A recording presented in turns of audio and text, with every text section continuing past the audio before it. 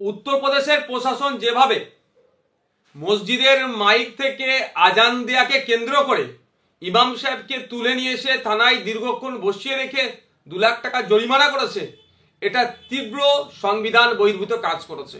আমরা তীব্র নিন্দা ধিক্কার জানাচ্ছি। ভারতীয় সংবিধানের 25 নম্বর অনুচ্ছেদে ধর্মের স্বাধীনতার মৌলিক অধিকারের নিশ্চয়তা প্রদান করেছে। শুধুমাত্র ধর্মীয় স্বাধীনতা নয়, সেখানে ধর্ম পালন, অনুশীলন এবং প্রচারের সম্পর্কিত সমস্ত বিষয় অন্তর্ভুক্ত করা হয়েছে। কিন্তু বিজেপি সরকারের ক্রমশ সংখ্যালঘুদের ধর্মীয় আচরণ থেকে শুরু করে ধর্মীয় স্বাধীনতায় হস্তক্ষেপ করছে। এটা আমরা তীব্র নিন্দা ধিক্কার জানাচ্ছি। সাউন্ড পলিউশন সম্পর্কে আমরাও যথেষ্ট জানি। আমি দায়িত্ব নিয়ে বলতে পারি, পশ্চিমবাংলা সারা ভারতবর্ষের কোনো মসজিদের আজান আইন বহির্ভূত আওয়াজ হয় না, অর্থাৎ আজানের জন্য শব্দ দূষণের যে লিমিটেশন আছে সেটা ক্রস করে না। তারপরেও সুকৌশলে ইচ্ছাকৃতভাবে সংখ্যালঘু মুসলমানদের উপরে দমন পীড়ন চালাচ্ছে বিজেপি সরকার। আসলে এরা অর্থনৈতিকভাবে দেশ ক্রমশ পিছিয়ে যাচ্ছে। দেশের প্রধানমন্ত্রী অর্থনীতির বিষয়ে অনেক তিনি শব্দ খরচ করছেন, কিন্তু আমরা দেখছি কি আমাদের জিডিপি ক্রমশ বৃদ্ধি তো দূরের কথা পিছিয়ে যাচ্ছে।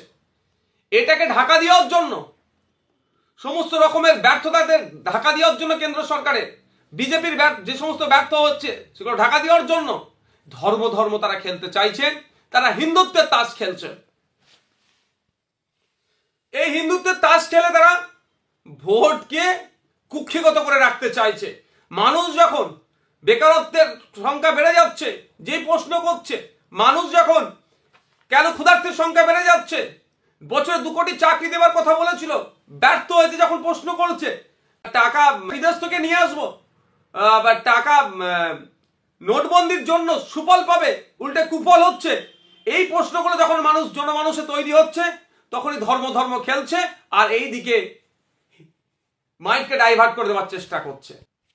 কদিন আগেই এরা সাম্বাল মসজিদের নিচে নাকি মন্দির আছে, আজমির শরীফের মাজার শরীফের নিচে নাকি মন্দির আছে, এই নিয়ে যখন মানুষকে উত্তেজিত করার চেষ্টা করছিল, আরো কিছু মসজিদের কে কেন্দ্র করে যখন উত্তেজনা সরানোর চেষ্টা করছিল, সুপ্রিম কোর্ট তাদেরকে সুপ্রিম চড় মেরে এটাকে স্থগিত রেখেছেন এবং এই মর্মে কোনো নির্দেশনা দেওয়ারও সেশন কোর্টগুলোকে বারণ করেছে। যা the places of warship act যেটা আছে 1991-কে মান্যতা দিয়ে এখন এগুলোকে সমস্ত বিষয়কে পোস্টপন করে দিয়েছে। সেই সময় এরা আর অন্য কোনো রাস্তা দেখতে পাচ্ছে না। মানুষকে সাম্প্রদায়িকতার দিকে না ঠেলে না দিতে পারলে এদের ভোটে এরা গেন করতে পারবে না। সেই জন্য কি মাইকের আজান, যে মাইক আজান দেবে তাকে 2 লাখ টাকা ক্ষতিপূরণ, মানে তার ধার্য, এই নিয়ে তারা মেতে উঠেছে। এগুলো বেশি দিন টিকবে না।